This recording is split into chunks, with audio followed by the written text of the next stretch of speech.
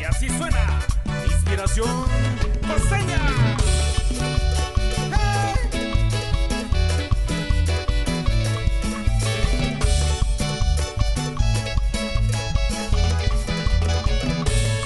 Fue aquella noche cuando la soñé y tan hermosa yo la imaginé. Yo la soñaba con tanta dulzura, me emocionaba con tanta hermosura, pero de pronto yo me desperté, estaba solo y triste lloré. Me ilusioné, me ilusionaba cuando sus labios rojos yo besaba. Triste lloré, triste lloraba, pues de aquel sueño yo me despertaba. Y el saludo es para los amigos Vali López y Chava Franco.